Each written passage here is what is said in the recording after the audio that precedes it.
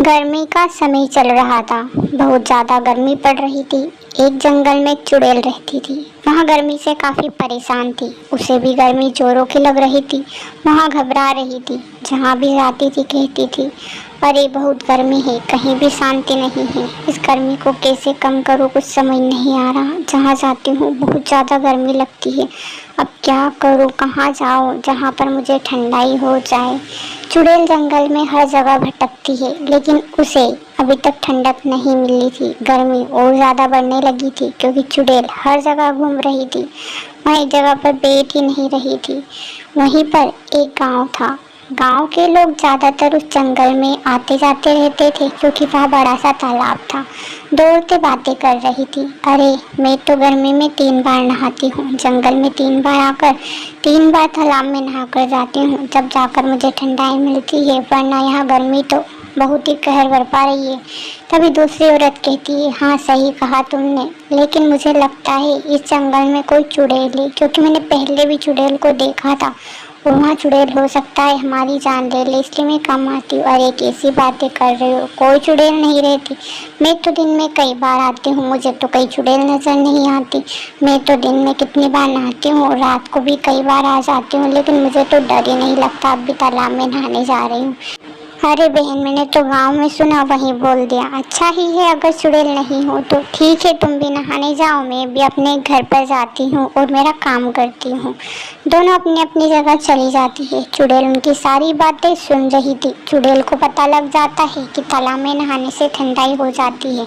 तभी चुड़ैल कहती है, अरे वाह, इस औरत ने तो मुझे गजब का रास्ता दिखाया। मैंने तो देखा ही नहीं कि तालाब कितना गहरा है और उसमें नहाने से मुझे ठंडाई भी हो जाएगी। मैं उस तालाब में भी नहाऊंगी। अभी जाती हूँ उस तालाब में। उस औरत को भगाना पड़ेगा, तभी मैं नहाऊंगी। और चुड़ैल तालाब की तरफ चल देती है। चुड़ैल तालाब के पास खड़ी रहती है और तालाब के लोग नहा रहे थे उन्हें देख रही होती है। तालाब के लोगों ने अभी तक चुड़ैल को नहीं देखा था, लेकिन थोड़ी देर बाद उनकी नज़र चुड़ैल पर पड़ जाती है।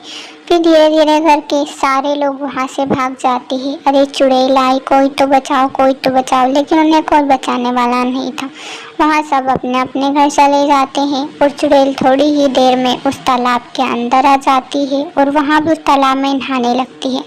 चुड़ैल को बहुत ही मज़ा आ रहा था, ना ही उसे गर्मी लग रही थी। थोड़ी देर नहाते नहाते चुड़ैल कहती है, अरे वाह, सच में मुझे तो गर्मी का पता भी नहीं चल रहा है कि यहाँ गर्मी लग रही है। अब तो मैं इस तालाब में रोज़ नहाऊंगी, किसी को भी नहीं आने दूंगी इस तालाब में। मुझे तो मज़ा ही आ जाएगा। वाह, इस तालाब में कितना अच्छा लग रहा है ना। यहाँ तालाब बहुत ही अच्छा है। अब मैं इस तालाब में किसी को नहीं आने दूंगी। उस औरत से बोल देती हूँ, गांव के लोगों को बोल देगी, क्योंकि यहाँ तालाब अब सिर्फ और सिर्फ मेरा है। तालाब से भागी हुई औरत आगे औरत से कहती है, अरे उस तालाब में तो एक खतरनाक चुड़ैल है। उस चुड़ैल को गांव वालों को कैसे भी भगाना होगा, वरना वहाँ उस तालाब में किसी को नहीं आने देगी। वहाँ एक खतरनाक चुड़ैल है। चुड़ैल रूप बदल कर उसके सामने आ जाती है। असल में वहाँ औरत और कोई नहीं, जबकि खतरनाक चुड़ैल थी।